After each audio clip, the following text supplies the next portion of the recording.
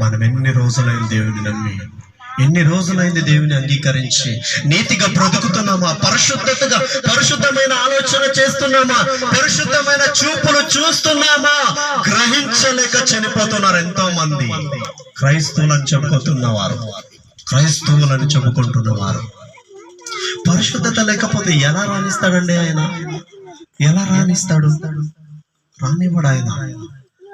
చెప్పుకుంటూ ఉంటారు, పండుగలు చేద్దాం, పబ్బులు చేద్దాం, డాన్సులు చేద్దాం, కొడతాం, డాన్సులు ఎన్నో మన సంతోషానికి వస్తాం. ఇక్కడ పండుగ చేయడానికి వచ్చాం. ఎవరు పండుగ చేయడానికి వచ్చాం? మనం క్రీస్తు ప్రభుల వారి పండుగ చేయడానికి వచ్చిన మనము పరిశుద్ధంగా ఉండి పండుగ చేయకపోతే వృధా దండగే. మనం మారాలి. మారి పండగ చేస్తే, మారి జీవితం సాగిస్తే అది మనకి సార్థం ఉంటుంది, పరలోకాన్ని చేరుకుంటాం. పిల్లరా, ఇక్కడ చాలా వయసు అయిన వారు ఉన్నారు కదా, దయచేసి ఏమనుకోకండి. మీరు చనిపోతే పరలోకానికి వెళ్ళాలనుకుంటారా, నరకానికి వెళ్ళాలనుకుంటారా?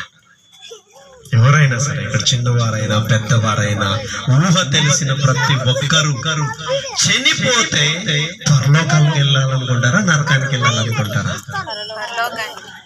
ఖచ్చితంగా పరలోకానికి వెళ్ళాలనుకుంటారు. మారకపోతే పరలోకం దొరకదు. పాపము వదిలేయకపోతే పరలోకం దొరకదు. వినాలి. దేవుని సంఘానికి వచ్చిన మీరు, దేవుని మాటలు వినడానికి వచ్చిన మీరు ధన్యులు. విన్న ఈ మాటలను బట్టి దేవునికి స్తోత్రం చెల్లిస్తున్నాను.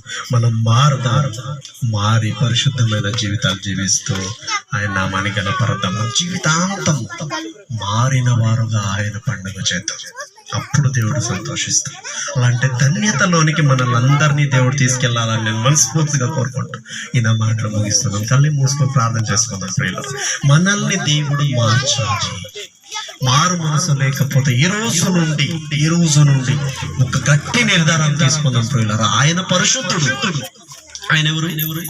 పరిశుద్ధుడు. ఆయన పరిశుద్ధుడు కనుక మనం పరిశుద్ధులుగా మారకపోతే ఆయన దగ్గరికి రానియడని తెలుసుకోవాలి. ప్రియులారా, కళ్ళు మూసుకొని ప్రార్థించుకుంటాం. అలాంటి మారు మనస్సు నాకు దయచేయమని అడుగుదాం. పరిశుద్ధుడు, మహాపరిశుద్ధుడు.